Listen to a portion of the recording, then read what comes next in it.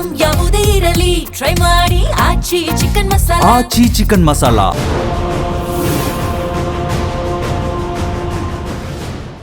ರಾಜ್ಯದಲ್ಲಿ ಒಂದೊಳ್ಳೆ ಸಾರಿಗೆ ಸೇವೆಯನ್ನು ಕೊಡ್ತಿರ್ತಕ್ಕಂಥ KSRTC, BMTC, NWRTC, KKRTC ಬಸ್ಗಳ ಸಂಸ್ಥೆ ಏನಿದೆಯೋ ಈ ಸಂಸ್ಥೆಯಲ್ಲಿ ಮೃತಪಟ್ಟವರಿಗೆ ಅವಲಂಬಿತವಾಗುವಂಥ ಕೆಲಸ BMTC ಇವತ್ತು ಮಾಡಿರುವಂಥದ್ದು. ಬರೋಬ್ಬರಿ 400ಕ್ಕೂ ಹೆಚ್ಚು ಕುಟುಂಬಗಳಿಗೆ ಅನುಕಂಪದ ಆಧಾರದಲ್ಲಿ ಕೆಲಸವನ್ನು ಕೊಡುವಂಥ ಕೆಲಸ ಇವತ್ತು BMTC ವತಿಯಿಂದ ಆಗಿದೆ.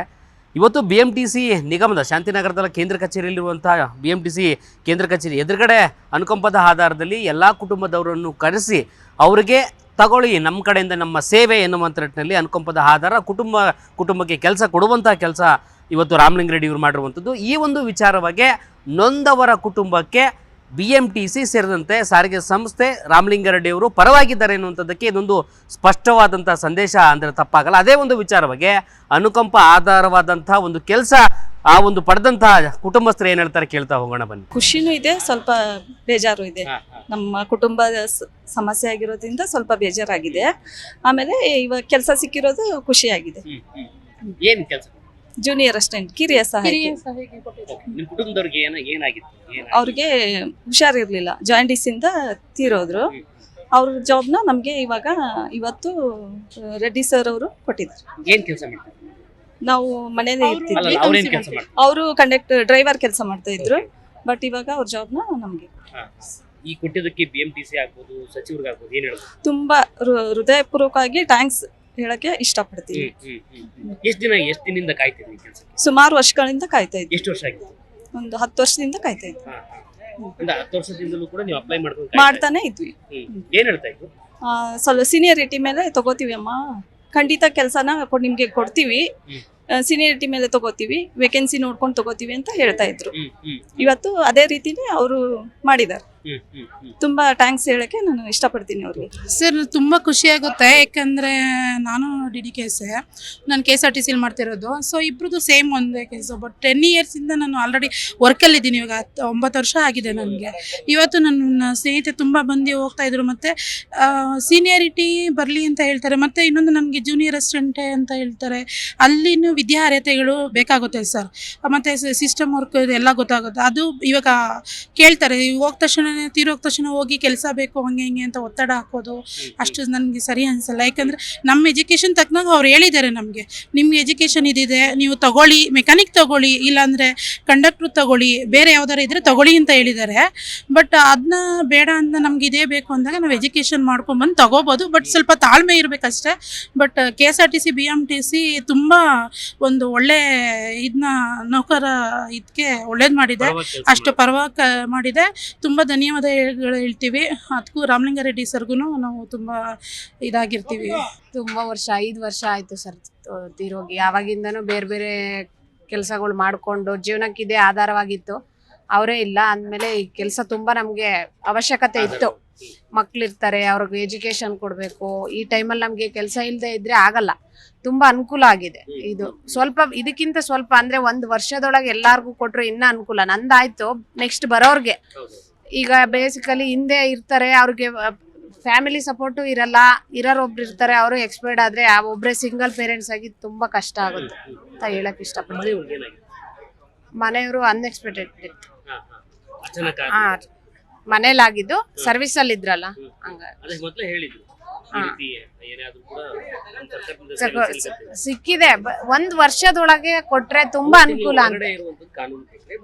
ಲೇಟ್ ಅಂದ್ರೆ ನಮ್ದು ಮುಗ್ದೋಯ್ತು ಸರ್. ನೆಕ್ಸ್ಟ್ ಬರೋ ಜನರೇಷನ್ಗೆ ಇವಾಗ ಫ್ಯಾಮಿಲಿ ಇರ್ತಾರೆ, ಪ್ರೆಗ್ನೆಂಟ್ ಇರ್ತಾರೆ, ಡೆಲಿವರಿ ಆಗಿರ್ತಾರೆ, ಮಕ್ಳು ಎಜುಕೇಶನ್ ಬೇಸಿಕ್ ಇರುತ್ತೆ. 1 ವರ್ಷ ಈಗ 5 ವರ್ಷ ಆಗೋವರೆಗೂ ಕಾದ್ರೆ ಕೊಟ್ಟಿದ್ದಾರೆ, ಇಲ್ಲ ಅಂತ ಇಲ್ಲ. 5 ವರ್ಷ ಆಗೋವರೆಗೂ ಕಾದ್ರೆ ಅವ್ರನ್ನ ಎಲ್ಲಿ ಸ್ಕೂಲ್ಗೆ ಹೆಂಗೆ, ನಮ್ಗೆ ಏನು ಅವಾಗ ಧೈರ್ಯ ಇರಲ್ಲ. ನಾವು ಬೇಸಿಕಲಿ ಏನು ಮಾಡ್ಬೇಕಂತ ಗೊತ್ತಾಗ್ತಾ ಇರಲ್ಲ. ಬಟ್ ಅದನ್ನ ಸ್ವಲ್ಪ ಬೇಗ ಕೊಟ್ರೆ ತುಂಬಾ ಅನುಕೂಲ ಅಂತ ಹೇಳಕ್ ಇಷ್ಟ. ಹಾ ಸರ್, ತುಂಬಾ ಖುಷಿ ಹ್ಞೂ ಸರ್, ತುಂಬಾ ಖುಷಿಯಾಗಿದೆ. ಕೊಟ್ಟಿದ್ದಾರೆ, ಇಲ್ಲ ಅಂತ ಇಲ್ಲ. ಅದು ಈ ಸಂಸ್ಥೆಯಿಂದ ನಾಮಿನಿ ಯಾರಿಗಿರುತ್ತೋ ಅದು ಫಂಡ್ ರಿಲೀಸ್ ನಾಮಿನಿ ಅವ್ರಿಗೆ ಆಗ್ಬೇಕು ಅನ್ನೋದೊಂದು ಡಿಕ್ಲೇರ್ ಮಾಡ್ಬೇಕು. ನೆಕ್ಸ್ಟ್ ಇಲ್ಲ ಅಂದ್ರೆ ಏನಾಗುತ್ತೆ, ಈಗ ಅವ್ರು ಕೋರ್ಟ್ಗೆ ಹಾಕ್ತಾರೆ ನಮ್ಮ ಅತ್ತೆಯವರು, ಇನ್ನೊಬ್ರು ಯಾರೋ ಅವ್ರ ಅತ್ತೆಯವರು, ನಾವು ಕೊಡ್ತೀವಿ.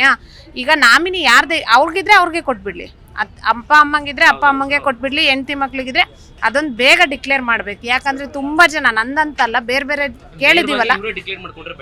ಈಗ ನಾಮಿನಿ ಏನಿರುತ್ತೋ ಅವ್ರು ಫಿಕ್ಸ್, ಕೋರ್ಟ್ಗೆ ಹೋಗೋ ಅವಶ್ಯಕತೆ ಇರಲ್ಲ. ನಾಮಿನಿ ಯಾರಿಗಿರುತ್ತೋ ಅವ್ರಿಗೆ ಕೊಡ್ಲಿ ಅನ್ನೋದೊಂದೊಂದು ಅಭಿಪ್ರಾಯ.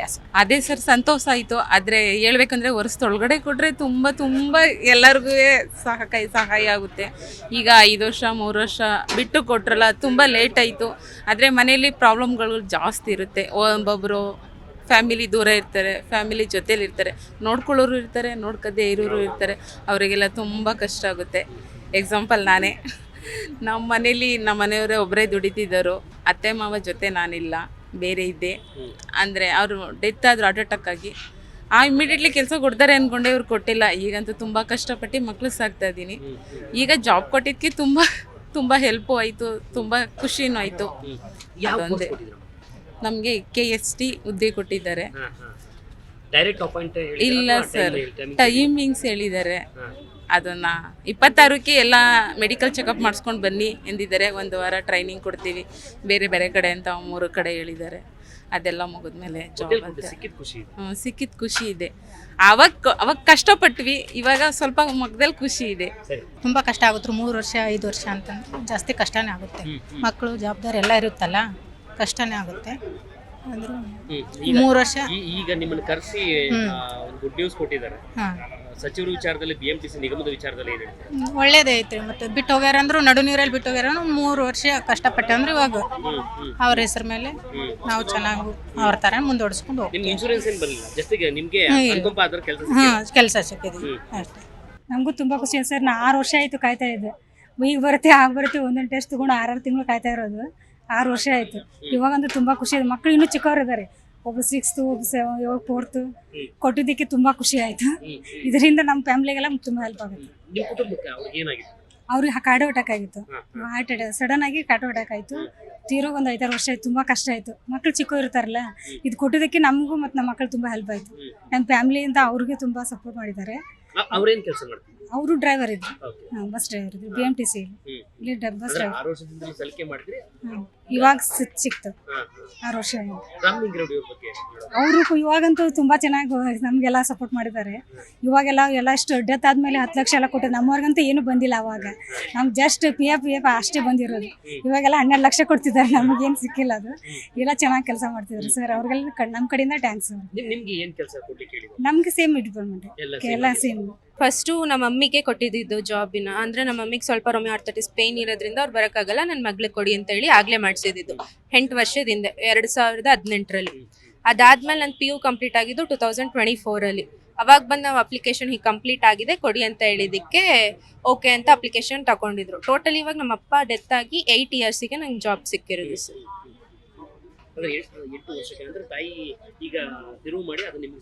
ತಾಯಿಯಿಂದ ನನಗೆ ಬಂದ. ಅಂದ್ರೆ ಅವ್ರ ಎಜುಕೇಶನ್ 10th ಅಷ್ಟೇ ಆಗಿದ್ದು. ಅವ್ರಿಗೆ ಅಟೆಂಡರ್ ಪೋಸ್ಟ್ ಯಾವ್ದಾದ್ರು ಕೊಡ್ತಿದ್ರೇನೋ ಬಹುಶಃ. ಅವ್ರು ಅದಕ್ಕಿಂತ ಮುಂಚೆನೆ ನನಗೆ ಮಾಡಿಸ್ಬಿಟ್ಟಿದ್ರು. ಅದಕ್ಕೆ ಇವಾಗ ನಾನು ಜೂನಿಯರ್ ಅಸಿಸ್ಟೆಂಟ್ ಪೋಸ್ಟಿಗೆ ತಗೊಂಡಿದ್ದಾರೆ ಸರ್. ಖುಷಿ ಇದೆ ಸರ್. ಆದರೆ ಇನ್ನೊಂದು ಏನು ಮಾಡ್ಬೋದಿತ್ತು ಅಂತಂದರೆ, ನಮ್ಮ ಎಜುಕೇಷನ್ ಏನು ಮಾಡಿರ್ತೀವಿ ಅದ್ರ ಬೇಸಿಸ್ ಕೊಟ್ಟಿದ್ರೆ ಇನ್ನೂ ಚೆನ್ನಾಗಿರ್ತಿತ್ತು. ಇವಾಗ only in second PU basis or computer ಅಷ್ಟೇ ಇದೆ. ಇವಾಗ ನಾವು MCom BCom ಏನಾದರೂ ಮಾಡ್ಕೊಂಡು ಬಂದು ಅದ್ರ ಮೇಲೆ ಇನ್ನೂ ಹೈಯರ್ ಪೋಸ್ಟ್ ಕೊಟ್ಟಿದ್ರೆ ಚೆನ್ನಾಗಿರ್ತಿತ್ತು ಅನ್ಸುತ್ತೆ ಸರ್. ಈಗ ಆ ರೂಲ್ಸ್ ಇಲ್ಲ ಅಂತ ಸರ್ರೇ ಹೇಳಿದ್ರಲ್ಲ, ರಾಮಲಿಂಗಾರೆಡ್ಡಿ ಸರ್ರೇ ಹೇಳಿದ್ರು. ಆ ಥರ ರೂಲ್ಸ್ನ ತಂದರೆ ಇನ್ನೂ ಚೆನ್ನಾಗಿರುತ್ತೆ ಅಂತ ಅನ್ಸುತ್ತೆ ಸರ್. ಹಾಂ ಸರ್. ಸರ್ ಅಂದ್ರೆ ಸೆಕೆಂಡ್ ಬನ್ನಿ ಟ್ರೈನಿಂಗ್ ಇರುತ್ತೆ, ಆಮೇಲೆ ಇರುತ್ತೆ ಅಂತ ಹೇಳಿದ್ದಾರೆ. ಹಾ, ಫಿಸಿಕಲ್ ಫಿಟ್ನೆಸ್ ಪ್ರೋಸೆಸ್ ಹೇಳಿದ್ದಾರೆ. ಆಮೇಲೆ ENT ಎಲ್ಲ ಟೆಸ್ಟಸ್ ಹೇಳಿದ್ದಾರೆ ಸರ್.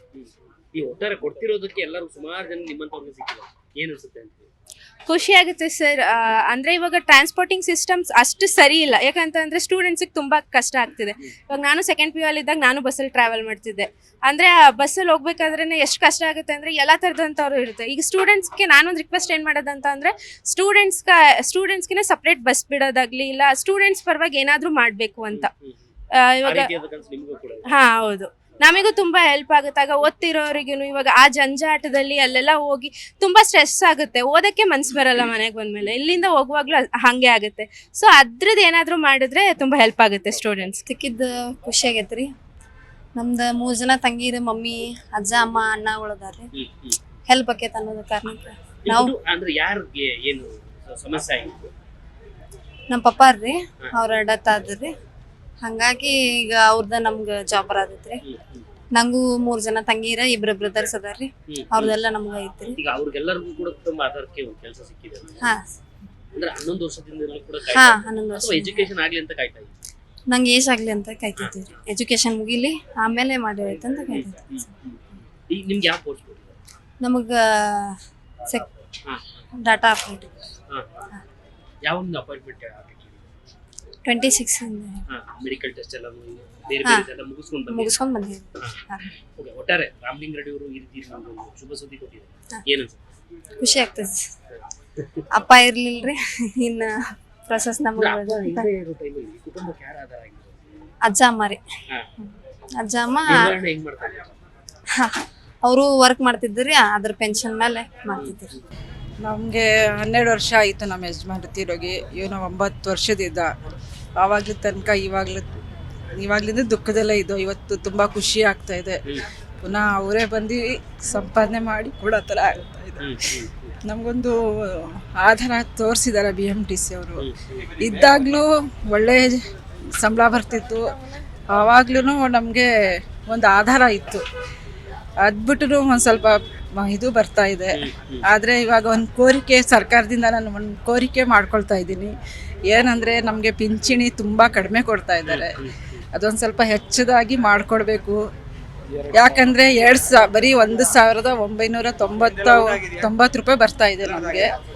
ನಾನು ಸರ್ಕಾರದಿಂದ ಇದರಿಂದ ಮನವಿ ಮಾಡ್ಕೊಳ್ತಾ ಇದ್ದೀನಿ. ನಮ್ಮ ಥರ ತುಂಬ ಜನ ಇದ್ದಾರೆ. ಅಷ್ಟೇ ಇದರಲ್ಲಿ ಬರೀ ಒಂದು ಮಾತ್ರನೂ ತಗೊಳಕ್ಕಾಗೋದಿಲ್ಲ. ಈಗಿಂದ ಎಷ್ಟು ಖರ್ಚಿದೆ ಅಂತ ಪ್ರತಿಯೊಬ್ಬರಿಗೂ ಗೊತ್ತು. ಎಲ್ಲ ಡಿಪಾರ್ಟ್ಮೆಂಟುಗಳಲ್ಲೂ ಆದಷ್ಟು ಅರ್ಧನ ಸಂಬಳನಾದರೂ ಕೊಡ್ತಾ ಇದ್ದಾರೆ. ನಮಗೆ ಬರೀ 1990 ರೂಪಾಯಿನಲ್ಲಿ ಏನೂ ಆಗ್ತಾ ಇಲ್ಲ. ಒಂದು ದಿನದ ಖರ್ಚು ಮಾಡೋಕ್ಕಾಗ್ತಾ ಇಲ್ಲ. ಅದೊಂದು ಕುಟುಂಬ ನಿರ್ವಹಣೆಯನ್ನ ಹೇಗೆ ಮಾಡಿದ್ರೆ ಇಷ್ಟು ವರ್ಷದಿಂದ ತನಕ ಗ್ರ್ಯಾಜುಯೇಟಿ ಹಣ ಬರ್ತು. ಒಂದು ಸ್ವಲ್ಪ ಕೂಲಿ ಮಾಡಿಕೊಂಡು ಹಾಗೋ ಸಂಸಾರ ಮಾಡ್ಕೊಂಡು ಹೋಗ್ತಾ ಇದೆ. ಮಗನ ಚೆನ್ನಾಗಿ ಓದಿಸ್ಬೇಕು, ಒಂದೊಳ್ಳೆ ಹೈ ಪೋಸ್ಟ್ ಕಳಿಸ್ಬೇಕು ಅಂತ ಆಸೆ ಇಟ್ಕೊಂಡು ನನ್ನ ಮಗನಿಗೆ ನಾನು ಕಷ್ಟಪಟ್ಟು ಇಂಜಿನಿಯರ್ ಮಾಡಿಸಿದ್ದೀನಿ. ಇವಾಗ ಅವನು ಅಲ್ಲೇ ಒಳ್ಳೆ ದೊಡ್ಡ ಜಾಬ್ ಹೋಗ್ಲಿ ಅಂತ ನಾನು ಆಸೆ ಮಾಡ್ತಾ ಇದ್ದೀನಿ ಸರ್. ಒಂದು ನಿಮ್ಮ ಹಸ್ಬೆಂಡ್ ರೂಪದಲ್ಲಿ ಮಗನಿಗೆ ಒಂದು ಕೆಲಸ ಸಿಕ್ಕಿದೆ. ಅದೊಂದು ತುಂಬಾ ಖುಷಿ ಸರ್. ಅದೇ ನಾನು ಹೇಳಿದ್ನಲ್ಲ, ಅವರೇ ಬಂದು ಇವಾಗ ಪುನಃ ನೆಕ್ಸ್ಟ್ ನನಗೆ ಸಂಪಾದನೆ ಮಾಡೋಕೆ ನನ್ನ ಕುಟುಂಬನ ನೋಡ್ಕೊಂಡು ಹೋಗೋ ಥರ ನನಗೆ ಸಂತೋಷ ಆಗ್ತಾ ಇದೆ. ಕೆಲಸ ರೂಪದಲ್ಲಿ ಮಗ ಬಂದಿದ್ದಾನೆ. ಅವನ ರೂಪದಲ್ಲಿ ಇವರು ನೆಕ್ಸ್ಟ್ ನೆರವೇರಿಸ್ಕೊಂಡು ಹೋಗ್ತಾನೆ ಅಂತಾನು ಭರವಸೆ ಇದೆ. ನಾನು ತುಂಬಾ ಥ್ಯಾಂಕ್ಸ್ ಹೇಳ್ತೀನಿ ಸರ್. ನಮ್ಮ ಯಜಮಾನ್ರು ಸತ್ತಾಗ್ಲೂ ಅವರೇ ಇದ್ದಿದ್ದು. ಅವ್ರು ಡೆತ್ ಆದಾಗ ರಾಮಲಿಂಗ ರೆಡ್ಡಿ ಅವರೇ ಇದ್ದಿದ್ದು.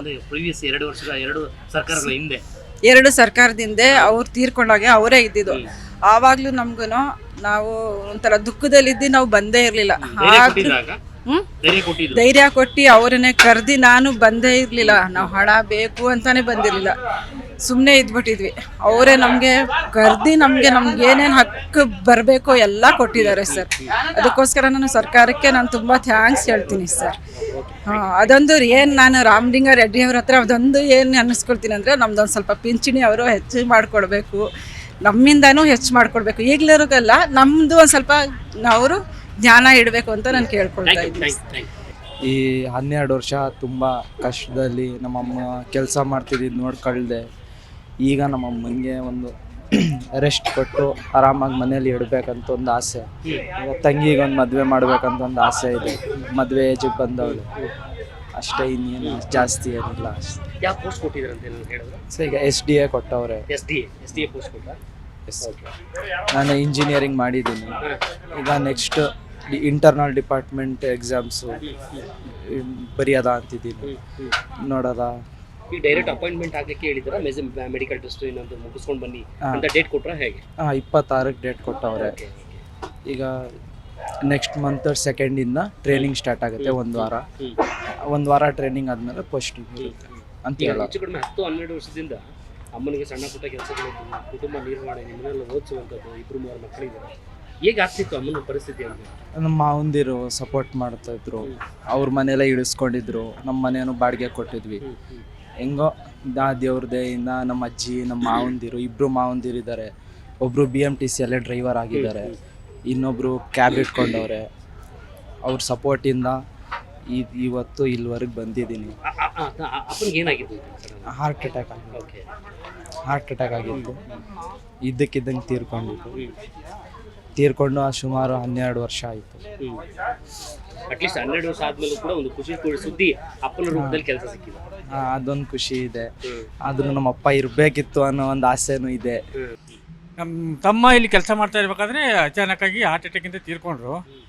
ಸೊ ನಮ್ಮ ತಮ್ಮನ ಮಗನಿಗೆ ನೌಕರಿ ಬೇಕು ಅಂತ ಅಪ್ಲಿಕೇಶನ್ ಹಾಕಿದ್ದೀವಿ. ಸುಮಾರು 8 ವರ್ಷದ ನಂತರ ಸಂಸ್ಥೆ ಅದಕ್ಕೆ ಪ್ರತಿಸ್ಪಂದನೆಯನ್ನು ಮಾಡಿ ಇವತ್ತು ಕೆಲಸ ಕೊಡುವಂಥ ಕಾರ್ಯವನ್ನು ಮಾಡಿದೆ. ಇದಕ್ಕೆ BMTC ಸಂಸ್ಥೆಗೆ ನಾನು ತುಂಬ ಆಭಾರಿಯಾಗಿದ್ದೀನಿ. 8 ವರ್ಷಗಳು ಯಾಕೆ ವಿಳಂಬ ಆಯಿತು ಅಂತ ಅನ್ಸಲ್ವಾ? ಸರ್, ಅದು ವೇಕೆನ್ಸಿ ಮೇಲೆ ಡಿಪೆಂಡ್ ಆಗುತ್ತೆ ಅಂತ ಹೇಳಿದರು. ನಮ್ಮಲ್ಲಿ ಖಾಲಿ ಇದ್ದಾಗ ನಾವು ಕೊಡ್ತೀವಿ. ಸುಮಾರು 1 ವರ್ಷದ ಹಿಂದೆನೂ ಅವರು ನೀವು ಕಂಡಕ್ಟರ್ ಬೇಕಾದರೆ ಈಗಲೇ ಜಾಯ್ನ್ ಆಗ್ಬೋದು ಅಂತ ಹೇಳಿದರು. ಬಟ್ ನಮ್ಮ ಕಂಡಕ್ಟರ್ ಬೇಡವಾಗಿತ್ತು. ಅದಕ್ಕೋಸ್ಕರ ನಾವು ಕಂಡಕ್ಟರ್ ನೌಕರಿನ ತೊಗೊಂಡಿರಲಿಲ್ಲ. ಡಾಟಾ ಎಂಟ್ರಿ ಆಪ್ರೇಟರ್ನೇ ತೊಗೊಳ್ಳೋಣ ಅಂಥೇಳಿ ಕಾಯ್ದಿದ್ದೀವಿ ನಾವು. ಸೊ ಅದು ಇವಾಗ ಸಾಕಾರ ಆಗಿದೆ ಸರ್. ಅಂದರೆ ಕಾಯ್ತಿದ್ರಾ ಒಳ್ಳೆ ಕೆಲಸ ಸಿಗುತ್ತೆ ಅಂತೇಳಿ? ಇವರಿಂದ ಸಿಗುತ್ತೆ ಅಂತ ಒಂದು ಕಾನ್ಫಿಡೆನ್ಸ್ ಇತ್ತು ಸರ್. ಆ ಒಂದು ಇದರಿಂದ ನಾವು ಕಾಯ್ತಾ ಇದ್ವಿ. ಮತ್ತು ಸುಮಾರು ಜನಕ್ಕೆ ಅನುಕೂಲ ಆಗುತ್ತೆ ಸರ್. ಈ ಥರ ಅನುಕಂಪ ಆದ್ರ ಮೇಲೆ ನೌಕರಿ ಕೊಡೋದ್ರಿಂದ ಸಮಾಜಕ್ಕೂ ಒಂದು ಒಳ್ಳೆಯ ಸಂದೇಶ ಹೋಗುತ್ತೆ. ಇದರಲ್ಲಿ BMTC ಇಂಥ ಕೆಲಸಗಳನ್ನು ಮಾಡ್ತಾನೇ ಇದೆ. ರಾಮಲಿಂಗಾರೆಡ್ಡಿ ಸರ್ ಹೇಳ್ದಂಗೆ ಇಲ್ಲಿವರೆಗೆ 412 ಜನಕ್ಕೇನೋ ಕೊಟ್ಟಿದ್ದೀವಿ ಅಂತ ಹೇಳಿದ್ರು ಅವರು ಈ 2.25 ವರ್ಷದಲ್ಲಿ. ಇದಕ್ಕೆ ಮುಂಚೆ ಇರೋ ಗೌರ್ಮೆಂಟ್ ಇದ್ರ ಬಗ್ಗೆ ಥಿಂಕೇ ಮಾಡಿಲ್ಲ. ಅಟ್ಲೀಸ್ಟ್ ಈ ಗೌರ್ಮೆಂಟ್ ಅದು ಥಿಂಕ್ ಮಾಡಿದಿಲ್ಲ ಅಂತ ಒಂದು ಖುಷಿ. ಅಂದರೆ ರಾಮಲಿಂಗರೆಡ್ಡಿ ಅವರು ಸಹಕಾರಿಯಾಗಿದ್ದಾರೆ ನಿಮ್ಮೆಲ್ಲರಿಗೂ ಕೂಡ. ಹಾಂ ಸರ್, ಅವರು ಈ ಜಾಗದಲ್ಲಿ ಈ BMTC ಮತ್ತು ಸಾರಿಗೆ ಸಚಿವರಾಗಿರೋದ್ರಿಂದ ಒಂದು ಒಳ್ಳೆ ನಿರ್ಧಾರ ತಗೊಂಡಿದ್ದಾರೆ ಅವರು. ಖಂಡಿತ ಇದು ಜನಗಳಿಗೆ ಅನುಕೂಲ ಆಗುವಂಥ ವಿಷಯ. ಯಾಕಂದರೆ ಹಿಂದಿನ ಸರ್ಕಾರಗಳು ಈ ಯಾವ ಕೆಲಸನೂ ಮಾಡೇ ಇಲ್ಲ. ಸುಮ್ಮನೆ ಕೂತೆದ್ದು ಹೋದ್ರು. ಅವರು ಮಾಡ್ತಾರಂತ ನಂಬಿಕೆ ಇತ್ತು, ಮಾಡಲೇ ಇಲ್ಲ ಅವರು. ಯಾಕಂದ್ರೆ ತುಂಬೇ ಇಲ್ಲ ಅವ್ರಿಗೆ ಗೌರ್ಮೆಂಟ್ ಕೆಲಸ ಕೊಡೋದಂದರೆ ಅವ್ರು ತಾತ್ಸಾರ ಆಗಿಬಿಟ್ಟಿದೆ. ಅದರಲ್ಲಿ ಈ ಸರ್ಕಾರ ಒಂದು ಒಳ್ಳೆಯ ರೀತಿಯಲ್ಲಿ ಇಂಥವ್ರಿಗೂ ಕೆಲಸ ಕೊಡಬೇಕು ಅನ್ನೋ ಒಂದು ಉದ್ದೇಶ ಇಟ್ಕೊಂಡು ಮಾಡಿದಾರಲ್ಲ, ತುಂಬ ಸಂತೋಷ ಆಗುತ್ತೆ. ಈಗ ನಂದೊಂದು ಪ್ರಶ್ನೆ ಸರ್, ತಮ್ಮವರು ತೀರ್ಕೊಂಡಿದ್ದಾದ ನಂತರ ಅವ್ರ ಕುಟುಂಬ ನಿರ್ವಹಣೆ ಹೆಂಗಿತ್ತು ಸರ್? ಒಂದಿಷ್ಟು PF ಹಣ ಬರ್ತಿತ್ತು, ಮಕ್ಕಳು ಓದಿಗೆ ಅಂತ ಒಂದಿಷ್ಟು PF ದುಡ್ಡು ಬರ್ತಾಯಿತ್ತು. ಅದರಿಂದ ಮಕ್ಕಳು ಓದಿಗೆ ಮತ್ತು ಅವ್ರ ಜೀವನಕ್ಕೆ ಸಹಕಾರಿ ಆಗ್ತಾಯಿತ್ತು. PFನಿಂದ ಈ ಪೆನ್ಷನ್ ಸಿಸ್ಟಮ್ ಅಂತ ತೆಗೆದು ತೊಂದರೆ ಮಾಡಿದ್ದಾರೆ. ಮುಂಚೆ ಎಲ್ಲ ಪೆನ್ಷನ್ ಇತ್ತು, ಈಗ ಪೆನ್ಷನ್ ಇಲ್ಲದೆ ಇರೋದ್ರಿಂದ PF ಹೆಸರಲ್ಲಿ ಒಂದು ಸ್ವಲ್ಪ ತೊಂದರೆ ಆಗುತ್ತೆ. ಅದಕ್ಕೇನು ಮಾಡೋಕ್ಕಾಗಲ್ಲ ರೀ, ಎಲ್ಲರೂ ಸೇರಿ ಮಾಡಿದ್ದದು. ಸೊ ಅದು ಬರ್ತಾಯಿದೆ ಸರ್, ಈಗಲೂ ಬರ್ತಾಯಿದೆ. ಒಟ್ಟಾರೆ ಈಗ ತಮ್ಮನ ಮಗನಿಗೆ ಅಂದರೆ ನಿಮ್ಮ ಮಗನಿಗೆ ಕೆಲಸ ಸಿಕ್ಕಿದ್ದು ಖುಷಿ ಇದೆ? ಎಸ್ ಸರ್, ಅವನು ಕ್ವಾಲಿಫಿಕೇಷನ್ ತಕ್ಕಂಗೆ ಅವ್ನಿಗೆ ಏನು ಸಾಧ್ಯ ಇದೆ ಆ ಕೆಲಸನ ಅವ್ರು ಕೊಟ್ಟಿದ್ದಾರೆ. ಸೊ ಪರ್ಟಿಕ್ಯುಲರ್ಲಿ ನಮ್ಗೆ ಇದೇ ಬೇಕು ಅಂತ ನಾವು ಕಾಯ್ತಾ ಇದ್ದೀವಲ್ಲ, ಅದಕ್ಕೊಂದು ಸ್ವಲ್ಪ ಡಿಲೇ ಆಗಿದೆ ಅಷ್ಟೇ, ಅಷ್ಟು ಬಿಟ್ಟರೆ ಇನ್ನೇನಿಲ್ಲ ಸರ್. ಇವತ್ತಿನ ಕಾರ್ಯಕ್ರಮ ಒಂದು ಸಂಸ್ಥೆಯಲ್ಲಿ ಕೆಲಸ ಮಾಡ್ತಾ ಇರ್ತಕ್ಕಂಥ ಸಂದರ್ಭದಲ್ಲಿ ಅವರ ಅಕಾಲಿಕ ಮರಣ ಆದರೆ ಅವರ ಅವಲಂಬಿತರಿಗೆ ಕೆಲಸ ಕೊಡುವಂಥದ್ದು. ಒಟ್ಟು 382 ಜನಕ್ಕೆ ಕೊಟ್ಟಿದ್ದೀವಿ. ಒಟ್ಟು 416 ಜನ. ನಾನು ಈ ಇಲಾಖೆ ಮಂತ್ರಿ ಆದಮೇಲೆ ಇದು ಒಂದೇ ಸಂಸ್ಥೆಯಲ್ಲಿ ಕೊಟ್ಟಿದ್ದೀವಿ 416 ಜನ. ಇವತ್ತು 82 ಜನ. ಒಟ್ಟು 4 ಸಂಸ್ಥೆಗಳಲ್ಲಿ 1000ಕ್ಕಿಂತಲೂ ಹೆಚ್ಚು ಜನ ಅನುಕಂಪದ ಆಧಾರದ ಮೇಲೆ ಕೆಲಸ ಕೊಟ್ಟಿದ್ದೀವಿ. ಅದಕ್ಕಿಂತಲೂ ಹಿಂದೆ 4 ವರ್ಷ ಆಗ ನಾನಾ ಕಾರಣಗಳಿಂದ ಅವರ ಅನುಕಂಪದ ಆಧಾರದ ಮೇಲೆ ಕೊಟ್ಟಿರಲಿಲ್ಲ. ಈಗೇನಾಗುತ್ತೆ, ಸಹಜವಾಗಿ ಅವರ ಕುಟುಂಬಕ್ಕೆ ಒಂದು ಆಸರೆ ಆಗುತ್ತೆ. ಇದು ಒಂದು. ಎರಡನೇದಾಗಿ ಆಕ್ಸಿಡೆಂಟಲ್ಲಿ ತೀರೋದಂಥವ್ರಿಗೆ 1,12,00,000 1 ಕೋಟಿ ಬ್ಯಾಂಕ್ ನಾವು ಇದು ಮಾಡಿರ್ತೀವಲ್ಲ, ಅದು ನಮ್ಮ ಸಂಸ್ಥೆಯಿಂದ 12 ಲಕ್ಷ, 1,12,00,000 ಕೊಡ್ತೀವಿ. ಮತ್ತು ಇದು ಬೇರೆ ಬೇರೆ ಕಾಯಿಲೆಗಳಿಂದ ತೀರೋಗ್ತಾರಲ್ಲ, ಅವರ 60 ವರ್ಷಕ್ಕಿಂತ ಮುಂಚೆ ನಿವೃತ್ತಿ ಆಗೋಕ್ಕಿಂತ ಮುಂಚೆ ಅವ್ರಿಗೆ 10 ಲಕ್ಷ ಇತ್ತು, ಈಗ 12 ಲಕ್ಷ ಮಾಡಿದ್ದೀವಿ. 10 ಲಕ್ಷ ಇತ್ತು ಮೊದಲು, ಈಗ ಇನ್ನೂ 2 ಲಕ್ಷ ಜಾಸ್ತಿ ಮಾಡಿದ್ದೀವಿ. ಇದು ಒಟ್ಟು ಟೋಟಲ್ಲಾಗಿ ಇದುವರೆಗೂ ಕೂಡ 120 ನೌಕರ ಕುಟುಂಬಗಳಿಗೆ ಒಟ್ಟು 12 ಕೋಟಿ ಕೊಟ್ಟಿದ್ದೀವಿ. ಆಮೇಲೆ ಇದು ಬ್ಯಾಂಕ್ ಇನ್ಶೂರೆನ್ಸ್ ಇರುತ್ತೆ ನಮ್ಮ ಕೆನರಾ ಬ್ಯಾಂಕು, ಅದರಿಂದ ಒಟ್ಟು 11.5 ಕೋಟಿ ಕೊಟ್ಟಿದ್ದೀವಿ. ಆಕ್ಸಿಡೆಂಟ್ ಆಗ್ತಿರೋಗ್ತಾರಲ್ಲ, ಅದು ಡ್ಯೂಟಿ ಮೇಲೆ ಇರ್ಬೋದು ಅಥವಾ ಡ್ಯೂಟಿ ಇಲ್ಲದೇ ಇದ್ದಾಗಿರ್ಬೋದು. ಆಮೇಲೆ 10 ಲಕ್ಷದ್ದು 30 ಒಟ್ಟು 3 ಕೋಟಿ ರೂಪಾಯಿ 30 ಪ್ರಕರಣಗಳು. ಆಮೇಲೆ 50 ಲಕ್ಷದ್ದು 9 ಪ್ರಕರಣಗಳು, ಒಟ್ಟು 4 ಕೋಟಿ. 1 ಕೋಟಿದು 4 ಪ್ರಕರಣಗಳು, ಒಟ್ಟು 4 ಕೋಟಿ. ಇದು ಸ್ಟೇಟ್ ಬ್ಯಾಂಕ್ ಆಫ್ ಇಂಡಿಯಾ ಮತ್ತು ಯೂನಿಯನ್ ಬ್ಯಾಂಕು ಎರಡೂ ನಮ್ಮ ಜೊತೆ ಎಲ್ಲೆಲ್ಲಿ ಅವ್ರ ಅಕೌಂಟ್ ಇರುತ್ತೋ ಆ ಬ್ಯಾಂಕ್ ಇದನ್ನು ಕೊಡ್ತಾರೆ. ನೋಡಿದ್ರಲ್ಲ, ಸಾರಿಗೆ ಸಚಿವರಾಗಿರುವಂಥ ರಾಮಲಿಂಗ ರೆಡ್ಡಿ ಅವರು ಅವರ ನೇತೃತ್ವದಲ್ಲಿ ಅನುಕಂಪದ ಆಧಾರವಾಗಿದ್ದಂತಹ ಕುಟುಂಬಗಳಿಗೆ, ಅಂದರೆ ಅನುಕಂಪದ ಆಧಾರವಾಗಿ ಕೆಲಸವನ್ನು ಏನು ಕೊಡ್ತಾರೋ ಸರ್ಕಾರಿ ಹುದ್ದೆ ಸಂಬಂಧಪಟ್ಟಾಗ ಅವ್ರ ಕುಟುಂಬದಲ್ಲಿ ಯಾರಾದರೂ ಮೃತಪಟ್ಟರೆ ಅವ್ರ ಕುಟುಂಬದವ್ರಿಗೆ ಕೆಲಸ ಕೊಡಬೇಕು ಎನ್ನುವಂಥ ನಿಟ್ಟಿನಲ್ಲಿ ಸರ್ಕಾರದ ಒಂದು ಆದೇಶ ಇದೆ. ಅದೇ ರೀತಿಯಾದಂಥ ಒಂದು ಕಾರ್ಯಕ್ರಮ ಇವತ್ತು BMTCಯಲ್ಲಿ ಮೃತಪಟ್ಟಂಥ ಚಾಲಕರು ಮತ್ತು ನಿರ್ವಾಹಕರು ಅವ್ರು ಏನು ಮೃತಪಟ್ಟಿರ್ತಾರೋ ಅವರ ಮೃತಪಟ್ಟಂಥ ಕುಟುಂಬಗಳಿಗೆ, ಮಕ್ಕಳಾಗ್ಬೋದು, ಅವರ ಮಡದಿ ಪತಿಯರಾಗ್ಬೋದು, ಅವ್ರ ಕುಟುಂಬದಲ್ಲಿ ಯಾರೇ ಇದ್ದರೂ ಕೂಡ ಎಲಿಜಿಬಿಲಿಟಿ ಯಾರಿರ್ತಾರೋ ಅವ್ರಿಗೆ ಸರ್ಕಾರಿ ಹುದ್ದೆಯನ್ನು ಕೊಡುವಂಥ ಕೆಲಸ ಇವತ್ತು ಮಾಡಿರುವಂಥದ್ದು.